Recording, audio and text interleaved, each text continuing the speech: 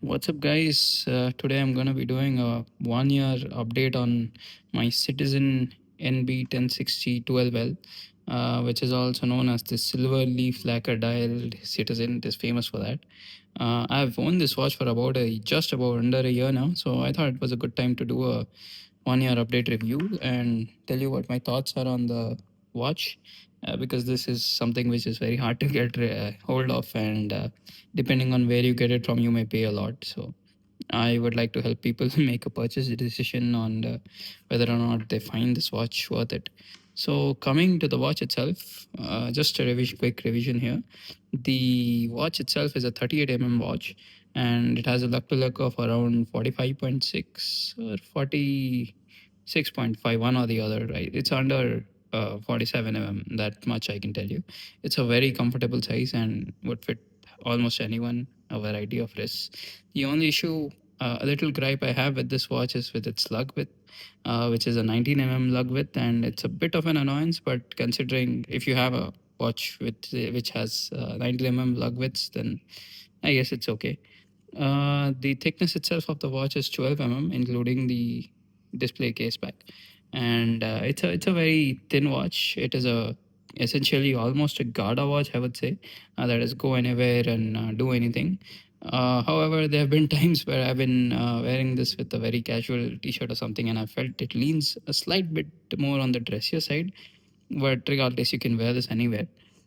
So something that prompted me to make this video is the Duratect coating on this watch, which is Citizen's own proprietary coating technology that they use. They've used it on the watch, and just look at this. It's just held up incredibly well.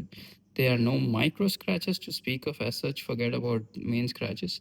Even on the, uh, you know, polished parts and the brushed parts, which is very surprising. Now, something to compare here is something of a similar price bracket, that is the Seiko SPP 289 Mystic Forest. I don't know how well it will show up, but the bezel itself has a lot of micro scratches, which on a polished surface, I guess, is very expected. So, as you can see on the corners here, so I mean, they are not exactly visible on day to day, wearings, and they don't annoy me much because watches are meant to be worn and not just kept in the locker, and but this, I don't know what kind of coating they're using, but this watch does not have any micro scratches even after a year. The only thing I'll say about the Duratect coating is that it makes it a little hard to clean with normal microfiber cloth. What happens is it just leaves smudges. So Apple has this microfiber cloth, which is quite a bit expensive, but it works fantastic in terms of cleaning the watch itself. Anyway, coming to the other things of the watch, the dial, as you can see, is a beauty. Uh, as I have mentioned in my unboxing and initial impressions, this uses a two technique combination of silver leaf lacquer, silver leaf and lacquering on top of that. So this style is handmade and it is unique. Like each style is unique, one of a kind in the world. So this cannot be replicated. And just look at the color pop. Like this, it may look blue, green, or whatever, but put it up against a tiny bit of light and then it comes to life. You get so many colors like blue, green, a bit of this rustic orange. It's just a thing of beauty, really. And this is, I went out the other day to get my glasses fixed or whatever. I don't remember why.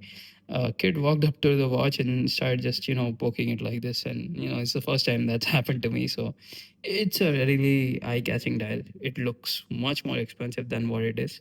It's fantastic in terms of dial, and it's as stunning to me as it was on day one. Now, another thing that is good about this dial is that there is minimum text on it. The automatic and Citizen applied marker are the only things which stand out, except for the very tiny Japan, whatever, I think, movement number. But yeah, this automatic also tends to disappear depending on the lighting. A very good dial overall. And Citizen logo, like I said, is applied. I'm not sure how visible it is, but the applied logo has a tad bit hue of gold to it when compared to the markers. But yeah, that adds a nice touch, but it's only visible when you look up close to it. The baton markers are also excellent. As you can see, they reflect light in an amazing manner. So do the hands. And both the hands and markers are a combination of brushed and polished surfaces.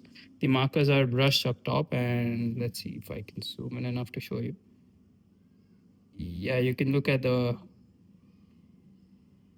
12 o'clock marker. So that is brushed on top and polished on the sides.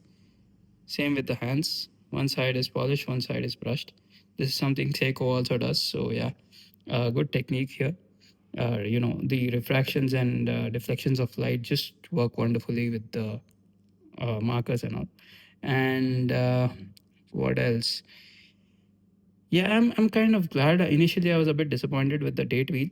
Though I'm glad that it has a nice border around it. I am now quite happy that it's white because it's quite legible. Had it been a darker color, it wouldn't have been, very legible considering the dial itself. You can make an argument that had the date wheel been omitted, it would have been a more dressier watch. Fair enough, but I use the date wheel quite a bit to look up the date when I need to. So yeah, it's a useful complication for me. And the case itself again is a combination of brushed and polished surfaces. Very simple case here, and this is again brush, polish, brushed, and then polished again. I like it. A very tad bit of dome sapphire crystal here, again held up incredibly well, no scratches as is expected from sapphire crystal. Outside of that, coming to the movement itself, it's a 24 jewel movement, Miyota 9011, I believe. It has a 28,800 vibrations per hour. As you can see, the movement itself looks, I think the rotor itself is quite nice, and there's a tad bit of decoration on the movement, which is quite nice here. And it has 42 hours of power reserve. Now, that is again a good amount of power reserve for this watch considering the beats per minute. This particular watch has a Seiko 6R35 moment that runs for about 72 hours if I'm not mistaken, but the beat rate is 21,800, I think, which is again noticeably slower. Let me just find it up for you or just see if Seiko Magic works here.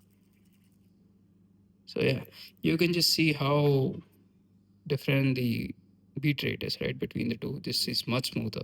So yeah, outside of that, this particular watch is running around -4 -5 seconds per day, which is I think fantastic considering what it costs and what kind of movement it has in it. So yeah, that's about it. I think those are my thoughts for the 1 year ownership of Citizen NB1060-12L. Fantastic watch. I've swapped out the default strap, which is quite nice, bit of leather, but I like the gray suede and how what kind of contrast I get from it. Of course, I keep going back and forth, but yeah, that's about it. I hope I could shed some light on the ownership of this watch in the long term. Yeah, that's about it. Please like and subscribe, and hopefully you found this video helpful. If you have any questions, please drop them in the comments below. And peace out.